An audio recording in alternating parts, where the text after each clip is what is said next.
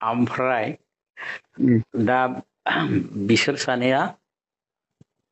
Last उम माने गवायाव रायलायगोन आरोखि। सोरो प्रमदजों अ हाग्रामा सारजों प्रमद उम सारजों उम हाग्रामा सारजों उम बेहाय केमेरा सेमेरा लागोन आङो थांगोन नों थांबा नोंबो फैनो हागोन। खुलुमबाय लोगोफोर आङो आगोलनि भिडिअआवनो बारे बारे बुंखादोंमोन आरोना माने जोंनि बर' हारिखौ सान्थि लाखिनोबा जोंनि बर' हारिखौ खौसेयाव लाबोनोबा जोंनि बर' रावखौ बा बर' जाथिखौ फोथांनानै लाखिनोबा बर' रावखौ स्टेट लेंगुवेज महरै बाहायनो लुगैदोंब्ला माने पलिटिक्सनि बागै माने मोननै मोनथाम पार्टि ओंखारनाङा मोनसे पार्टियावनो थानानै पलिटिक्स गेलेनांगौ आरो गाजा गोमजायै बर'आनो माने राजा जानानै जि भारत सरकारनिफ्राय बा आसाम सरकारनिफ्राय जि मोननांगौ बाहागो बेफोरखौ जों बिना लाबोनायाव गोरलै जायो आरोना। मानोना जुदि मोननै मोनथाम पार्टि ओंखारनानै जुदि पलिटिक्स गेलेबा माने एलेन्स पार्टियाव देरहानाय जायो हायो जुदि एलेन्स पार्टियाव देरहाब्लाबो माने भारत सरकार बा आसाम सरकारनिफ्राय जिबायदि बाहागो मोननांगौ दङ बेफोर बाहागोखौ माने बिनो हाया आरोना माने बिबाबो नोङो रेसपेक्ट खालामजाया माने सिङाव दोनजायो बेबादिनो गासैबो जि मोननांगौ बाहागो बेफोरो लाबोजोबनो हाया माने थाबोनाय जायो बिनिखौनो लानानै एगेन्स्ट पार्टिया माने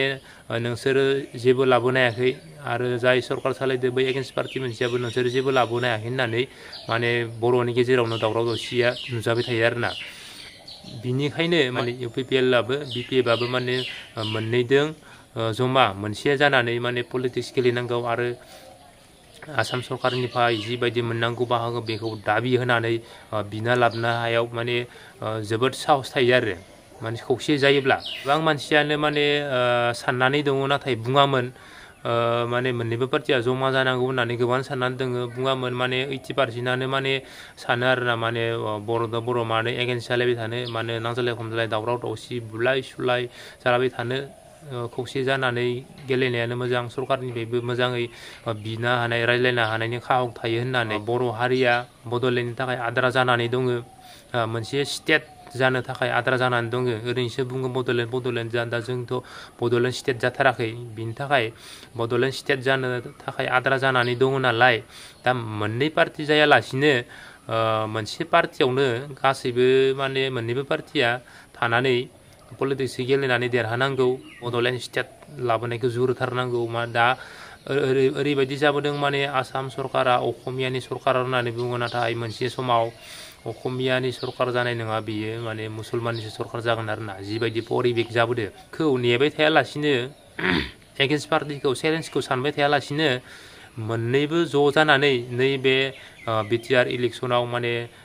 मोनसे जानानैनो गेलेनांगौ आरो सरकारनिफ्राय माने स्टेट बड'लेण्ड स्टेटखौ लाथारनानै रायजो जानाय थानांसिगौ अब्लासो जोंनिया बर' रावा स्टेट लेंगुवेज जागोन दाथ' जोङो बर' रावाव बिटिआर मोनबाबो बर' रावखौ जों मा न'निफ्राय ओंखारलांबानो असमियासो रायनांगौ जायो मानोना जोंनिया बड'लेण्ड स्टेट नङा नालाय बर' रावा बारा रेसपेक्ट खालामजाया आरोना माने बिसोरनि भाषाखौलाय जों मा गुरुत्त' होनो ओरैबायदि साननानै नावमोनबो इसेबो रेसपेक्ट खालामा नाथाय जुदि स्टेट जायोना स्टेट जायोबा मोनसे जाय स्टेटआव जाय लेंगुवेजआ सोलियो बे लेंगुवेजखौ माने रेसपेक्ट खालामनाय जायो आरो बे लेंगुवेजखौ माने फल' खालामनाय जायो माने एसे एनैबाबो सिखायना लाथारनांगौ साननानै गोसो होनाय जायो आरोना रायज्लायनो रोङाबा बुजि मोननाय खालामनानै लायो दा हमना ला जोङो बर' राव रायज्लायो दा आसामाव थायो असमिया रायज्लायनांगौ जायो असमियाखौ रेसपेक्ट खालामो न'निफ्राय ओंखारलांबानो असमिया रायज्लायनांगौ जायो मा होनो हाथाय बाजाराव थांबानो जेरावखियानो थाङा मानो माने असमिया राव रायज्लायनांगौ जायो आरोना न'निफ्राय ओंखारलांबानो जुदि बड'लेण्ड स्टेट थायोबा इसेबाबो बेलेगाबो जोंनिखौबो रेसपेक्ट खालामगोन आरो इसेबाबो खोनासंगोन जों जुदि बर' रायोबा बिथांमोनाबो खोनासंनांगौ जागोन थिग बेबादिनो जोङो दा बिहाराव थां बा वेस्ट बेंगलाव थां दा बिसोरो एक्सट्रा लेंगुवेज दं बिसोरनि रावखौ जों बुजि मोननांगौ जायो रायज्लायनो रोङाबा बुजि मोननांगौ जायो थिग बेबायदिनो जोंनियाबो जुदि बड'लेण्ड स्टेट जायो जोंनि बर' रावखौबो बुजि मोननाय खालामनानै लानांगौ जाहैगोन आरो बेलेगफोरा माने मोनसे स्टेट जाबा स्टेटनि लेंगुवेजआ पावार जायो नालाय बिनि थाखायनो बर'नि गेजेराव एना एनिखौ गारनानै माने मोनसे स्टेट बड'लेण्ड स्टेटखौ लाबोनायखौ जुजिथारनांगौ आरोना दा बिनि गेजेरजोंनो आं मोनसे कल रेकर्ड नोंथांमोननो देखायलांनो सानदों माने जोंनि फैगोन बिटिआर इलेक्सनाव माने मोननै पार्टिजों बिपिएफ आरो इउपिपिएल पार्टिजों माने ज' जानानै इलेक्सन गेलेगोन होननायनि मोनसे कल रेकर्ड देखायनो नोंथांमोना नायलां जाबाय अ ए डिक्लेयार होबाय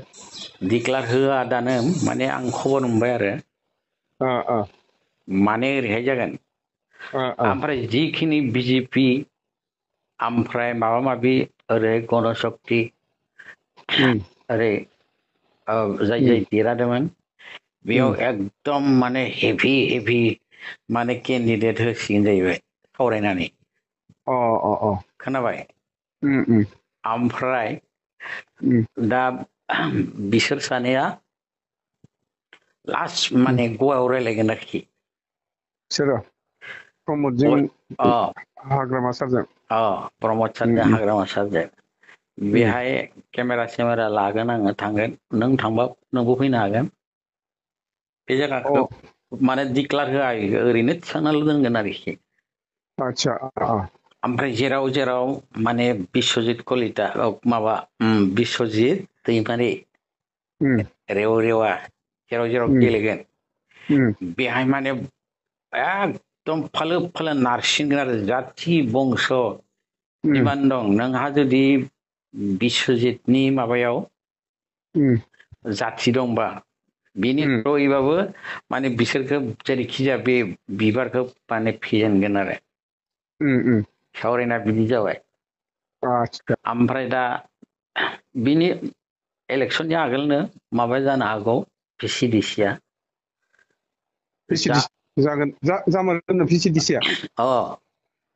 माने लास्ट टाइमाव खाथियाव जाहैगोन आरोखि ना भिसिडिसि इलेक्सनाबो जागोन ना बेबो जागोनब्रा बिलेमाव गनो जाखायो ना जाफेरामोन ना बिटिसियाव बिदि जानांसिगोन एबार जानांसिगोन जागोन नंगौ माने इलेक्सनानो जागोन इलेक्सन जागोन बेखौबो बुंबाय माबाया बेखौ बुङाखै आं मिथिदो आरोखि बेखौ सेक्रेट मिथिदोलै मिथिबाय नों माथारगौ बुस्थु एकदम नंमारथारगौ ओमफ्राय दा जेसेबां निउसफोराव होदोबाबो बिसोर सानैया होआखैना होआखै ना होदो होआखै बे लालु पान्जा ओरै साइड थानायफोरासो ओरैनो आब्रां जाब्रां बखिलाबायदों बिसोर थिनाखैथ' बिदि बुंनो बिसोरखौ बिसोर गावबा गाव गोसोनि खोथाखौ बुंदो आरो बुंथो जोंहा दा थिग थानांगौ मानसिफोरा महरगिरिफोराबो थिग थानांगौ गासिबो रायजो राजा सांग्रां जाबाथ' गासिबो जाखागोन सांग्रां खालामनांगौ आरोखि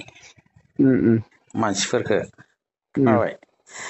थांना लोगो हमहैगोन नोंखौ मोजाङै सावरायगोन दे